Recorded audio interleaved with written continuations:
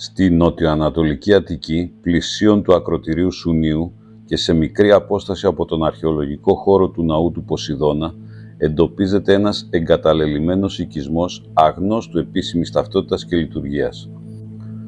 Ο οικισμός αποτελείται από ένα κεντρικό κτίριο μεγαλύτερων διαστάσεων, 5 μικρότερα κτίσματα κατανεμημένα στην ευρύτερη περιοχή και ένα ναΐσκο αφιερωμένο στον Άγιο Ιωάννη τον Πρόδρομο.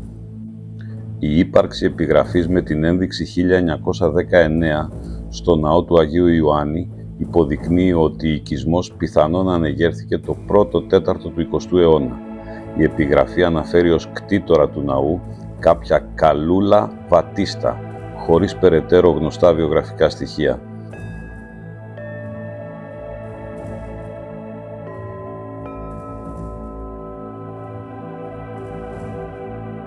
Η αρχιτεκτονική του συνόλου, σε συνδυασμό με την ύπαρξη μικρών κατοικιών με διακριτούς θαλάμους, παραπέμπει ενδεχομένως σε συγκρότημα εργατικών κατοικιών ή αγροτικής εγκατάστασης.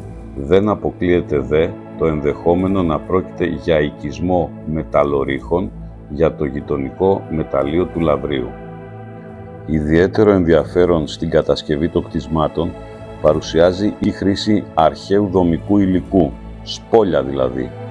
Πολλά από αυτά φαίνεται να προέρχονται από το γειτονικό αρχαιολογικό χώρο της Αθηνάς Σουνιάδος, ο οποίος είχε καταστραφεί κατά την ύστερη αρχαιότητα και τα υλικά του πιθανώς επαναχρησιμοποιήθηκαν κατά την περίοδο ανέγερσης του οικισμού.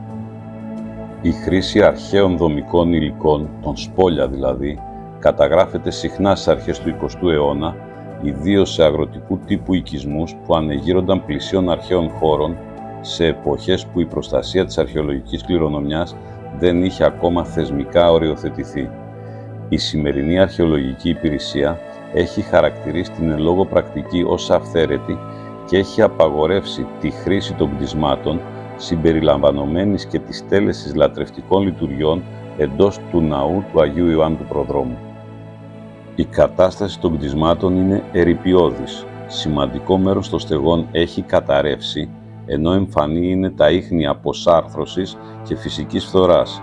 Η είσοδος στα περισσότερα από τα κτίσματα είναι δυνατή, χωρίς ωστόσο να υπάρχουν ενδείξεις πρόσφατης χρήσης ή συντήρησης, παρά μόνο σκαλωσιές στήριξης των οροφών, οι οποίες φαίνονται εμφανώς σε όλα σχεδόν τα κτίσματα.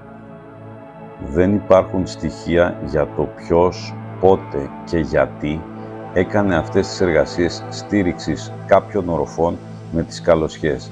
Αυτό παραμένει αδιευκρίνιστο. Στην τοποθεσία υπάρχουν εγκατεστημένες πινακίδες προειδοποίησης για τον κίνδυνο πτώσης σε ανοιχτά φρεάτια, τα οποία βρίσκονται διασκορπισμένα στο έδαφος μεταξύ των κτισμάτων και είναι κατά τόπους καλυμμένα πρόχειρα ή καθόλου.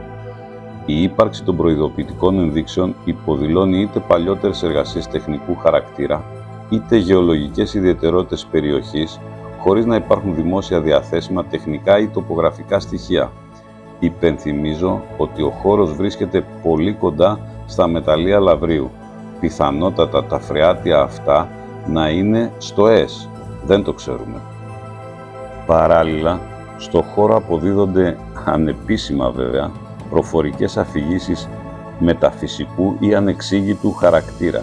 Επισκέπτες και ερασιτέχνες ερευνητές έχουν κατά καιρούς αναφέρει φαινόμενα όπως μεταβαλλόμενες θερμοκρασίες, αισθήματα από προσανατολισμού, ήχους άγνωστης προέλευσης κατά τις νυχτερινές ώρες, καθώς και αίσθηση παρουσίας εντός των κτισμάτων. Οι αναφορές αυτές, κατά τη γνώμη μου, εντάσσονται στο πεδίο της λαογραφίας και της παραφυσικής έρευνας, χωρίς να υπάρχουν τεκμηριωμένες καταγραφές ή επιστημονικά δεδομένα που να επιβεβαιώνουν την ύπαρξη μη εξηγούμενων φαινομένων. Προσωπικά, όση ώρα ήμουν εκεί και ήμουν αρκετή ώρα, δεν ένιωσα το παραμικρό. Βέβαια θα μου πείτε, ήταν μέρα. Οκ, το ακούω. Δεν έχουν εντοπιστεί επίσημα έγγραφα ή ιστορικές πηγές που να προσδιορίζουν με ακρίβεια τη χρήση του οικισμού, τον πληθυσμό του ή την αιτία εγκατάλειψής του. Δεν έχει επίσης τεκμηριωθεί η σύνδεση του οικισμού με κάποια συγκεκριμένη μεταλλευτική, αγροτική ή στρατιωτική δραστηριότητα παρά την εγκύτητα με παλαιότερα ελαττωμία και μεταλλευτικά ίχνη της λαβριωτικής. Σε όποιον πάντως αρέσει να εξερευνά και να περπατά ανάμεσα σε εγκαταλελειμμένα κτίσματα, να βλέπει το χρώμα της όχρας που παίρνουν οι τοίχοι με τον καιρό, τότε εδώ είναι ο παράδεισός του. Δεν είναι απλώς πέτρες και σοβάδες, είναι σπίτια που κάποτε είχαν φωνή. Πίσω από τους φθαρμένους τοίχους υπήρξαν φωνές, φαγητά, προσευχές και καλοκαίρια. Το φως του σουνίου σκληρό και ανελαίητο, βάφει τώρα τις όψεις τους με όχρα, όχι τη φρέσκια τη ζωντανή, αλλά εκείνη τη θαμπή, την ξεπλημμένη, που μένει όταν όλα τα άλλα έχουν φύγει. Σου φαίνεται σαν να στάζει η πέτρα μνήμη, κάθε ρογμή και μια αναπνοή που χάθηκε, κάθε ξεφτισμένη κάσα και μια έξοδος χωρίς επιστροφή. Στέκεις και νιώθεις την παρουσία του απουσιασμένου. Τα σπίτια δεν γκρεμίστηκαν από χρόνο μόνο, αλλά και από λύθη.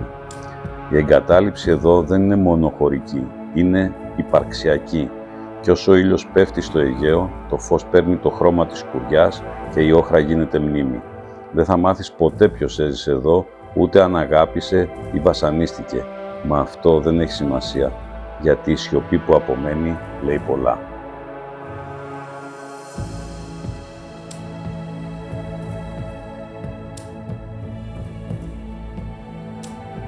Υπάρχουν σημεία στο χάρτη που δεν είναι πια τόποι, είναι καταστάσεις. Έτσι είναι και αυτός ο οικισμός. Ο οικισμός δεν κατοικείται, αλλά συνεχίζει να υπάρχει, σαν να μην έχει ενημερωθεί πως έληξε η εποχή του. Η φύση μπήκε από τα ανοιχτά παράθυρα, διεκδίκησε δάπεδα, στέγες, τοίχους, μ' άφησε ανέγκυχτα κάποια ίχνη. Μια εσοχή στον τοίχο που κάποτε ήταν πάνω της πράγματα. Ένα τζάκι που έκαιγε και θέρμενε τις κρύες νύχτες τους ανθρώπους που έμεναν εδώ.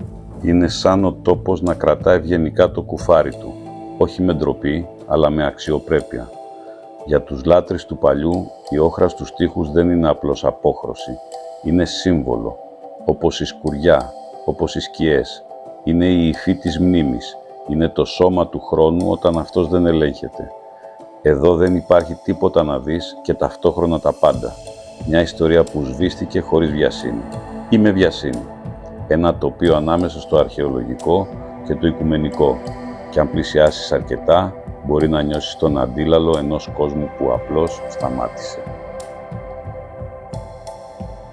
Καμιά φορά το πιο ισχυρό αποτύπωμα είναι αυτό που δεν φαίνεται, σαν το βάρος που αφήνει μια απουσία ή σαν το φως που περνά μέσα από μια κατεστραμμένη σκεπή και δεν φωτίζει τίποτα, παρά μόνο τη σκόνη που αιωρείται.